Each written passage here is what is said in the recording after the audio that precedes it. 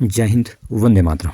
चलिए, आज हम आपको एक ऐसे शिव मंदिर का दर्शन करवाते हैं जो कि एक सनातनी हिंदू को अपने जीवित काल में कम से कम एक बार अवश्य दर्शन उसके करने चाहिए। जी, मैं बात कर रहा हूँ इस कैलाश मंदिर की अर्थात शिव मंदिर की, जो किसी चार धाम दर्शन या द्वादश ज्योतिर्लिंगों के दर्शन से कम महत्वपूर्ण नहीं है। यह शिव मंदिर जो कि कैलाशनाथ मंदिर के नाम से भी जाना जाता है। इस विशाल शिव मंदिर को राष्ट्रकूट वंश के राजाओं ने 5वीं शताब्दी से लेकर 9वीं शताब्दी के मध्य में बनाया जाता है। मान के चलिए आप लगभग 400 वर्षों तक निरंतर इस मंदिर को बनाने में काम किया गया है। और 400 वर्षों में सोच के देखिए कि कितनी पीढ़ियाँ, 15 पीढ़ियाँ एक ही योजना पर काम कर रही थी और निरंतर उन्होंने इस मंदिर को बनाना जारी रखा। यह मंदिर अपनी कुशलता और अद्भुत कारीगरी का एक जीता जागता उदाहरण है। हिसाब से इस मंदिर को आज की आधुनिक तकनीक से भी बनाना संभव नहीं है। इस तरह का मंदिर या अद्भुत कलाकृति इस धरती पर तो मानव निर्मित मुझे नहीं लगता कोई और है। एक ही विशाल पत्थर को ऊपर से नीचे तक काट करके इसको बनाया गया है। कहा जाता है कि कम से कम 3 लाख टन पत्थर काट करके बिना आधुनिक हथियारों के निकाला गया और वो कहाँ है किसी को नहीं पता है। इस विशाल कैलाशनाथ मंदिर को देखकर जहाँ आपको अपनी प्राचीन हिंदू संस्कृति और अपने हमें सनातन हिंदू धर्म पर गर्व होता है कि हमारी प्राचीन संस्कृति कितनी उच्च रही है और हमारा सनातन धर्म कितना समृद्ध था कि विश्व की सबसे बड़ा प्राचीन और उन्नत संस्कृति के हम वंशज हैं। वहीं पर इस मंदिर के प्रवेश करने के साथ साथ जैसे ही हम अंदर प्रवेश करते हैं, आगे आगे हम बढ़ते जाते हैं, तो हमें इसकी विचित्र कलाकृति और अद्भुत संस्कृति हमें देखने को मिलती है। किंतु जैसे जैसे हम थोड़ा और आगे जाते हैं तो हमें अपने इस मंदिर की दुर्दशा जैसे जैसे हम आगे चलते देखते जाते हैं, खंडित मूर्तियाँ देखते हैं, टूटे हुए कलाकृतियाँ देखते हैं, तो अपने हिंदू होने पर हमें लज्जा आनी शुरू हो जाएगी, आत्मग्लानि हमें होने लगती है और हमें शर्मिंदगी होती है कि हमारा यह विशाल अद्भुत मंदिर किस तरह से इस दुर्दशा में पहुंचा। ये हमारी अनमोल धरोहर थी, क्यों हम इसकी रक्षा नहीं कर पाए और क्यों आज तक हम इसका जीर्ण उद्धार नहीं कर पाए। ये प्रश्न आपको हिंदू होने के नाते जो है वो कचोटते रहेंगे और आपको एक तरह से लज्जित करवा देंगे। इस मंदिर की एक एक टूटी हुई और जो खंडित मूर्ति है वो आपसे प्रश्न करेगी और आप अपने आप नज़रें नहीं मिला सकते हैं और हिंदू होने के नाते हमारा सिर जो है झुकता चला जाएगा। कम से कम मुझे ऐसा ही महसूस हुआ। और क्योंकि हमें आज तक स्कूलों में जो पढ़ाया गया ना कि मुग़ल महान थे, वो बड़े अच्छे कलाकार थे और उन्हीं महान मुग़लों में से ही एक राजा औरंगज़ेब था जिसने इस मंदिर की दुर्दशा की। 1682 ईस्वी में कहा जाता है कि उसने हज़ारों सैनिक और मजदूर इसको तोड़ने में लगाए, जिनको 1 वर्ष तक का समय लगा, तब भी वो इसको निरंतर तोड़ते रहे, नहीं तोड़ पाए, पूरी तरह से नष्ट नहीं कर पाए। तो आज भी हमें उस इतिहास के बारे में पढ़ाया जाता कि औरंगज़ेब महान था, वही हमें अभी तक पढ़ने को मिलता है। कॉलेज में हमें यही पढ़ाया और विद्यालय में भी हमने यही पढ़ा। ये कोई नहीं पढ़ाता कि कैलाश मंदिर किसने तोड़ा, क्यों तोड़ा। और उसमें जो हमारी मूर्तियां हैं वो आप मान के चलिए उस औरंगज़ेब ने ना केवल ये मंदिर ही तोड़ा बल्कि उसने हमारे और भी हज़ारों छोटे बड़े मंदिर तोड़े, लाखों हिंदुओं का उसने कत्ल किया है, लाखों उसने तलवार की धार पे उसने कन्वर्ट कर रहा है हिंदुओं को। तो फिर हमें उसको महानता के बारे में फिर भी पढ़ाया जाता है। मेरा तो ऐसा दावा कि अपने अंदर अगर हमारा थोड़ा भी हिंदू रक्त बचा होता है तो इस मंदिर को जब हम देख रहे हैं ना, तो इस मंदिर की दुर्दशा देखकर रक्त आपका अवश्य खोलेगा। मुझे तो ऐसा लग रहा है कि अपने मैं क्या करूं, इतनी दुर्दशा इस मंदिर की है। हज़ारों मूर्तियां छोटी बड़ी तोड़ी है, जिसमें से अधिकांश तो महादेव की है, क्योंकि शिव मंदिर ही है तो महादेव की मूर्तियों को इस तरह से खंडित किया है। छोटी बड़ी अगर कलाकृतियों की मैं बात करूं तो वो तो इसमें लाखों की संख्या में तोड़ा हुआ है इसको। तो आप सोचिए कि आप किस तरह से शर्मिंदा नहीं होंगे। अपने आप को हिंदू कहते हुए हमें बड़ी लज्जा आती है जब हम इस तरह की दुर्दशा हम देखते हैं। और रही सही कसर हमारे इस सेकुलरिज्म ने, अगर मैं ये कहूँ जो अर्बन नक्सल्स या जो षड्यंत्रकारी है, इन्होंने हमें जो सेकुलरिज्म का ये पाठ पढ़ाया ना एक एजेंडे के तहत, रही सही कसर उसने पूरी कर दी। इसमें कैसे एक षड्यंत्र रचा जाता है, इसका एक छोटा सा नमूना अगर मैं आपको बताऊं, जो कोई इस और ध्यान नहीं दे रहा है। कि यह मंदिर जो है वो एलोरा की गुफा वो बता दिया इसको। अर्थात हमें पढ़ाया गया अजंता और एलोरा की गुफाएं हैं जी। एलोरा की गुफाएं बाहर आपको यहाँ चित्र दिख रहा होगा, इसमें लिखा है कि भाई 30 से 32 गुफाएं हैं और हमारा जो ये शिव मंदिर है इसको गुफा नंबर 16 कहा गया है। अर्थात ये केवल गुफाएं हैं। ये एजेंडा क्यों चलाया जाता है? ताकि इसमें जो विजिट करने आते हैं, देखने वाले आते हैं, वो अधिकतर हिंदू ही है।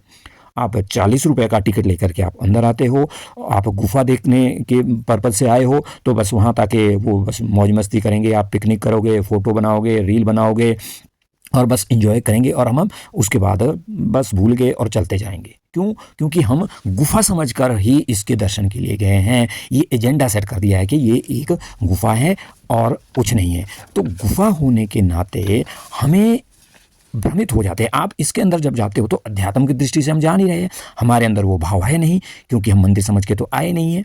मंदिर होता तो हम ना जूते पहन के अंदर जाते, चप्पल, बेल्ट, पर्स हम ना ले जाते, लेकिन क्योंकि हमें बताया गया ना कि ये तो गुफाएं हैं तो हम तो सब कुछ लेके गए हैं। तो जब आप उस मंदिर के अंदर जाते हो तो आपको उस भाव से आप गए नहीं हैं। हैरानी की बात है कि मुख्य मंदिर जब है वहाँ लोग जूते लेके अंदर जा रहे हैं। मुझे तो बड़ी हैरानी हुई कि हम कुछ लोग थे ऐसे वहाँ पर, हम जिन्होंने हमने जूते बाहर उतारे और फिर हम, क्योंकि हम तो मंदिर की आस्था समझ के मंदिर में जा रहे हैं और हमारे अधिकतर तो हिंदू ही है वहाँ पे, जूते लगा के अंदर जा रहे हैं, उनको कोई भाव नहीं है, फोटो ले रहे हैं, बस आश्चर्यचकित हो रहे हैं क्योंकि उनका एजेंडा सेट हो गया ना।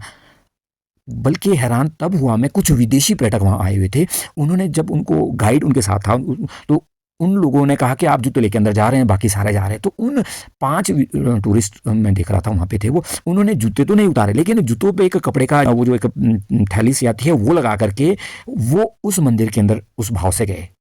बाकी कुछ लोग थे वहाँ पे जो जूते खोल के उस मुख्य मंदिर में गए, बाकी अधिकतर तो जूते लगा के ही उसको एंजॉय कर रहे थे। तो इसका मतलब क्या है कि ये एजेंडा उनका जो है वो पास हो गया, क्योंकि एजेंडा यही चल रहा है कि ये तो एलोरा की भी 30-40 गुफाएं हैं, छोटी बड़ी गुफाएं हैं, तो आप इसमें जाइए। और ये एक विशाल मंदिर जो 16 नंबर की गुफा के रूप में है, नक्शे में ये दिखाया जा रहा है ना यहाँ पर, इसके कुछ दाईं तरफ गुफाएं हैं, कुछ बाईं तरफ है, जबकि यह जो 16 नंबर की गुफा है सनातनियों, ये गुफा नहीं है, ये अद्भुत शिव मंदिर है, शुद्ध रूप में शिव मंदिर है, जिसके आसपास अन्य छोटे बड़े पूजा स्थल हैं, गुफा रूप में हैं, लेकिन ये पूजा स्थल ही हैं, गुफाएं नहीं हैं। जिसमें आप एक विशाल जो हमारा ये शिव मंदिर मध्य में है, इसके अगर आप शुरू की तरफ देखें, अगर इसकी दाईं तरफ हम देखें तो 15 जो गुफाएं जिसको ये अंकित करते हैं ये पूजा स्थल हैं। इसमें से कुछ तो 10 से 12 तो ऐसी हैं जो बौद्ध पूजा स्थल हैं, या इनको ये बौद्ध गुफाएं कहते हैं। इसी प्रकार इस शिव मंदिर की जो बाईं तरफ की संख्या है, ये 15-16, ये भी पूजा स्थल हैं, गुफाएं हैं, पूजा स्थल है, जिसमें से 5-7 तो ये जैन गुफाएं हैं। तो ये जो बौद्ध जैन जो गुफा है, हिंदू, ये हमारी सांस्कृतिक धरोहर है, ये सनातन के ही अंग है। तो ये एक हमारा जो धार्मिक सौहार्द था उसको बिगाड़ने का ये एक षड्यंत्र है कि हिंदू अलग है, सिख अलग है, बौद्ध अलग है, जैन अलग है, जबकि ये सनातन हिंदू के ही अंग है। ये अजंता की, एलोरा की गुफाएं हैं, ये एजेंडे क्यों चलाए जाते हैं? ताकि हिंदू इसे विशेष अपना शिव मंदिर ना समझे और इस मंदिर को तोड़ने वाले कौन लोग हैं, क्यों तोड़ा, उसके विषय में जानकारी हासिल ना करे और मुगलों को महानी समझते, यही एजेंडे चलते हैं। और हद की बात तो यह है कि आज तक इस जगह का नाम औरंगाबाद ही है, अर्थात उसी अत्याचारी के नाम पे है। और शायद कुछ महीने पहले ही अभी इसका नाम बदलकर छत्रपति संभाजी महाराज के नाम पे रखा गया है, लेकिन आज तक औरंगाबाद ही चल रहा था। आजकल भी इस मंदिर के अंदर काम करने वाले जितने भी लोग हैं, अधिकांश लोग तो उसी औरंगजेब वाली मानसिकता वाले ही हैं। यदि उनसे जानकारी ली जाए तो वो कभी भी सटीक और सही जानकारी नहीं देते हैं। हम लोगों ने बहुतों से पूछा, कई लोगों से पूछा, तो उनसे पूछा कि भाई ये मंदिर, ये मूर्तियाँ किसने तोड़ी है, तो किसी ने भी सही उत्तर नहीं दिया।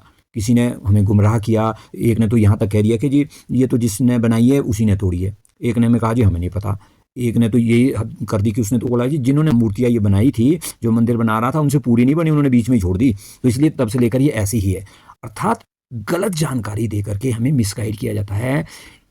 कोई भी आपको उस औरंगजेब का नाम नहीं बताएगा, उस अत्याचारी शासक का नाम नहीं बताएगा कि क्यों तोड़ी, किसने तोड़ी। सब भ्रमित करने वाली जानकारी देंगे। इसके अनेकों उदाहरण हैं, बहुत से सबूत हैं यूट्यूब पर, फेसबुक पर, इंटरनेट पर आपको एलोरा गुफाओं के नाम से हजारों वीडियो मिल जाएगी, लेकिन उनमें से किसी एक भी वीडियो में कोई ये नहीं कहता कि ये शिव मंदिर है, ये गुफाएं नहीं हैं और इस मंदिर को खंडित किया गया है, मूर्तियां तोड़ी गई हैं। कोई भी उस औरंगजेब अत्याचारी का नाम नहीं लेगा। इसका एक सबूत तो मैं एक वीडियो मुझे देखने को मिला, एक क्लिप, उसकी मैं आपको यहाँ दिखाता हूँ कि किस तरह से एक व्लॉगर है, ड्रीम चेजर करके एक व्लॉगर है, वो उन्होंने बाकायदा लिखित शिकायत उस वहाँ पर करी। किस तरह से ये देखो कि वो ये गलत जानकारी दे रहा था। एक गाइड उस व्यक्ति ने हायर किया और बाकायदा 2500 रुपये तक दिए उसको उस जानकारी देने के, और वो किस तरह से गलत जानकारी दे रहा था। महादेव के विषय में गलत जानकारी दी उसने उसको, और मंदिर के विषय में गलत जानकारी बताई। देखो मैं ये वीडियो, हालांकि इस पर मुझे कॉपीराइट स्ट्राइक आएगा, पर मैं इसको आंखें खोलने के लिए इसको मैं प्ले कर रहा हूँ कि किस तरह से वहाँ पर हमारे को भ्रमित किया जाता है। एनिमी नहीं है वो, उनके भक्त है जो उनको लेके जा रहे हैं अपने साथ अपनी लंका में, कि मैं उनको लेके जाऊंगा। सर गलत इन्फॉर्मेशन है। कौन है अथॉरिटी में यहाँ पर? एक मिनट चलिए सर। तो सबसे पहले मैं आपको बता देता हूँ, लगभग मुझे 1.5 से 2 घंटे हो चुके हैं यहाँ। अभी मैं एएसआई ऑफिस के बाहर हूँ और मैंने यहाँ पर एक रिटर्न में कंप्लेंट दे दिया है अब्दुल के अगेंस्ट। आपको पता नहीं आप कैसे 50 साल से काम कर सकते हैं यहाँ पर? आपको पता ही नहीं है 50 साल उनको बता रहे हैं, सबसे बड़े दुश्मन थे वो। कितना रॉन्ग इन्फॉर्मेशन आप लोग प्रोवाइड कर रहे हैं यहाँ पर हम लोगों को, हमारी जनरेशन को खराब कर रहे हैं सर आप लोग। There is a guide whose name is Abdul, he is giving wrong information about temple और देवी देवताओं के बारे में गलत वर्डिंग्स से बता रहे हैं चीजें। और हिंदू मैरिज में हस्बैंड बीवी को कबूल करता है, बीवी हस्बैंड को कबूल आप दिन में कितने लोग को आते होंगे डेफिनेटली, लेकिन हजारों लोग आते हैं, सब गाइड ऐसी बताते हैं। नहीं सर ऐसा नहीं चल सकता, नहीं चल सकता, नहीं बहुत गलत है। खाली एक ही गाइड उस दिन अवेलेबल था, तो मैंने पूछा कि ठीक है उनको बुला लो। तो मैंने उनसे बात करी तो उन्होंने बताया मुझे कि मैं 2500 रुपीज लूंगा, जो कि गवर्नमेंट अप्रूव्ड रेट्स है, सबके यही रेट्स हैं। तो I was like okay 2500 rupees मैं आपको दूंगा। एंड देन जैसे हम लोग अंदर जाने लगे तो सबसे पहले मैंने उनसे पूछा कि उनका नाम क्या है, तो उन्होंने बताया कि मेरा नाम अब्दुल है। तो आई वाज लाइक कि कितना टाइम हो गया अब्दुल जी आपको? तो उन्होंने बताया कि मुझे 50 साल हो चुके हैं यही काम करते करते। देन आई वाज लाइक कि ठीक है इनको 50 साल हो चुके हैं, इसका मतलब इनको काफी इन्फॉर्मेशन होगी और काफी चीजें मुझे प्रॉपर्ली बता पाएंगे।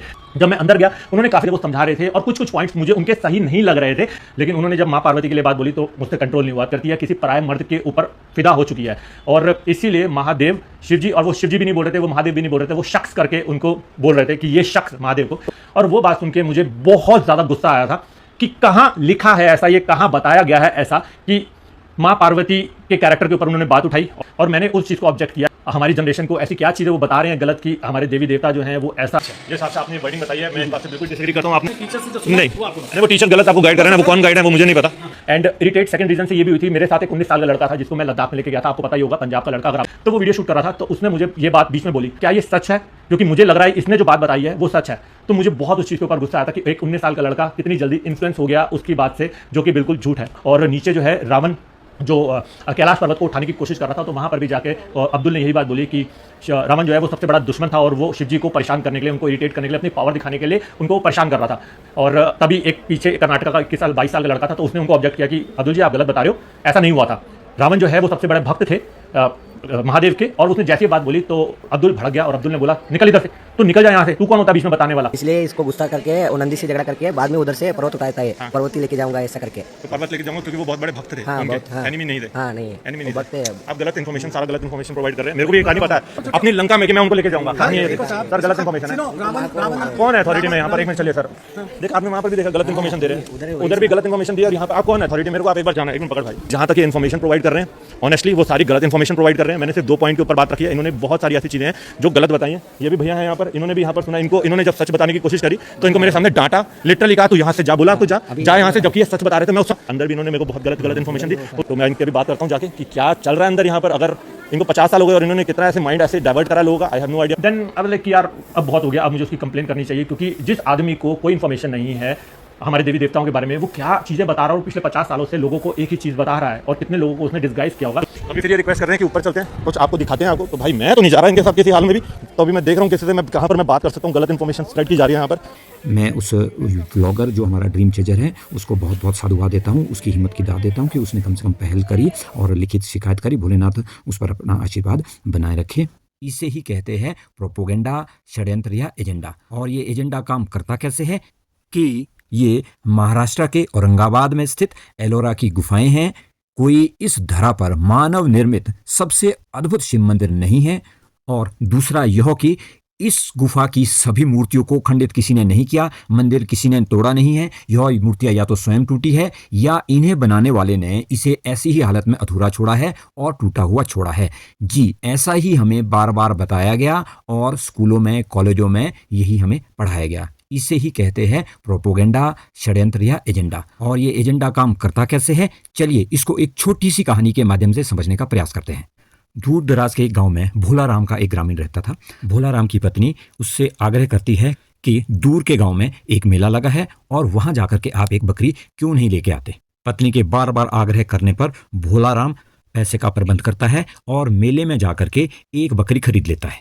मेला है तो चोर डाकू ठग मेले में होते ही हैं और चोर भोला राम को अपना शिकार चुन लेते हैं और उनसे बकरी चुराने का निश्चय कर लेते हैं। बस फिर क्या था, वो चारों चोर मिलकर के बकरी चुराने की योजना पे काम करने लगते हैं। उनमें से एक ने कहा कि जैसे ही यह भोला राम सुनसान रास्ते पे आता है हम इससे इसकी बकरी छीन लेंगे और इसको मार करके भगा देते हैं। फिर इतने में दूसरे ने कहा, अरे भाई इसमें बहुत जोखिम है कि कहीं ग्रामीणों ने हमें देख लिया, मेले में जाने वाले ने किसी और ने देख लिया तो हमारी खूब पिटाई होगी और यदि तो राजा को इस बात का पता चल गया तो हमें मृत्युदंड ही मिलेगा, तो फिर हमें कुछ और सोचना होगा। फिर तीसरे ने कहा, क्यों ना हम कोई ऐसी योजना बनाएं जिससे सांप भी मर जाए और लाठी भी ना टूटे, अर्थात हमें बकरी भी मिल जाए और हमारी साफ और अच्छी छवि भी बनी रहे जैसा कि ये नक्सल्स करते हैं। फिर वो चारों चोर अपनी योजना के तहत किसान के घर के रास्ते में अलग अलग स्थान पर बिखर जाते हैं। जैसे ही भोला राम बकरी को लेकर के अपने घर की तरफ लौटना शुरू करता है, कुछ ही दूरी पर उसको पहला चोर भिखारी के रूप में वहां बैठा मिलता है और कह रहा होता है, भगवान के नाम पे कुछ दे दे बाबू।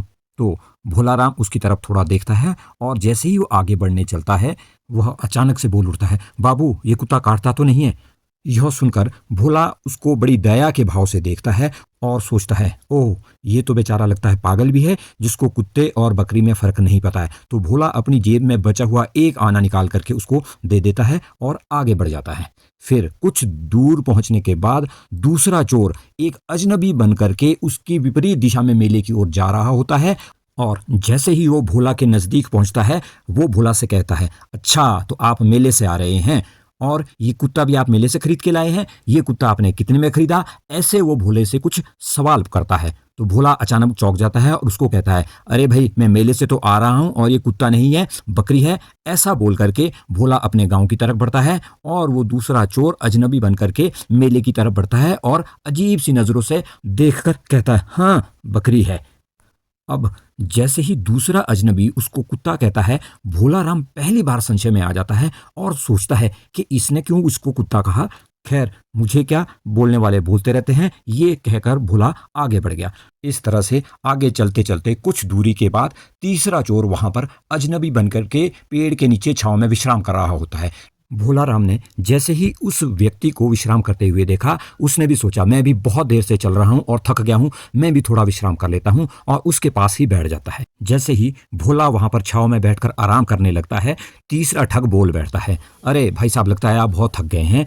तो भोला कहता है, हाँ भाई साहब मैं मेले से आ रहा हूँ। तो फिर वो तीसरा ठग कहता है, अरे भाई साहब कितना प्यारा कुत्ता है, ये कहाँ से लाए आप? क्या आपने इसे मेले से खरीदा या पहले ही से ये आपके पास है? आदि आदि बहुत से प्रश्न करता है। भोला जैसे ही उसके इस प्रश्न को सुनता है कि यह कुत्ता आपने कहाँ से लाया, भोले को गुस्सा आ जाता है और वो कहता है, अरे भाई तुम क्या अंधे हो, तुम्हें दिखता नहीं ये कुत्ता नहीं बकरी है और मैं इसको मेले से लाया हूँ। ऐसा उसको कह करके भोला वहाँ से उठ जाता है और आगे को अपना रास्ता नापना शुरू कर देता है। जैसे जैसे भोला आगे बढ़ता है उसको सही में अपने ऊपर अब संशय होने चला था कि क्या ये वास्तव में ही तो कुत्ता नहीं है, मुझे उस व्यापारी ने ठग तो नहीं दिया, ये कुत्ता ही बेच दिया हो। नहीं, भोला फिर से अच्छी तरह से जांच करता है तो ये बकरी ही। इन तीनों को पता नहीं क्या हो गया है। अपना विश्वास पक्का करते हुए भोला अब आगे बढ़ते चला जाता है और अब उसको संशय तो हो चला है। फिर जैसे ही कुछ दूर वो और पहुंचता है, चौथा जो चोर होता है ये बिल्कुल उसी दिशा में चल रहा होता है, धीरे धीरे जिस दिशा में भोला चल रहा होता है, अर्थात वो भोले से कुछ कदम आगे होता है लेकिन वो धीरे चाल से चल रहा होता है। और जैसे ही भोला उसके नज़दीक जाता है, चौथा ठग अब उसको बोलता कुछ नहीं है, बस उसको हाथ से कुत्ते वाले इशारे करता है उस बकरी के लिए। अब भोला पूरी तरह से संशय में पड़ जाता है और उस जो चौथा चोर होता है उसको कहता है, ये इशारा क्या कर रहे हो? यह सुनकर चौथा चोर उत्तर देता है, अरे भाई साहब कितना प्यारा कुत्ता है, प्यार से पूंछ हिला रहा है, मेरे पास कुछ होता तो मैं इसको रोटी देता या कुछ और खाने की चीज़ें देता, परंतु मेरे पास कुछ नहीं है। ऐसा सुनते ही भोला राम पूरी तरह से झल्ला उठा और उसको बोला, अरे भाई इसको रोटी देने की कोई ज़रूरत नहीं है, और ऐसा कहकर तेजी से आगे चल पड़ा। आगे चलते चलते अब भोला राम पूरी तरह से आश्वस्त हो चला था कि मैंने गलती से बकरी के बजाय कुत्ता खरीद लाया है, व्यापारी ने ठग दिया है। अब वो सोच रहा था कि अब मैं इस कुत्ते का क्या करूं।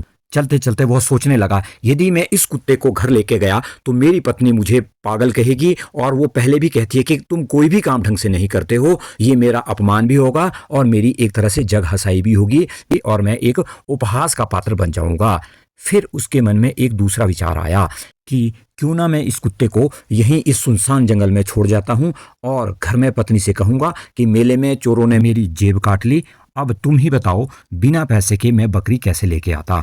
अब भोला राम पूरी तरह से उन चारों चोरों के षड्यंत्र में फंस चुका था। उसको विश्वास उन्होंने करा दिया कि आप कुत्ता लेके आए हो, आपने जो खरीदा है वो बकरी नहीं कुत्ता है, और भोला उनके षड्यंत्र में फंसकर अपने को ही गलत और दोषी ठहराता है।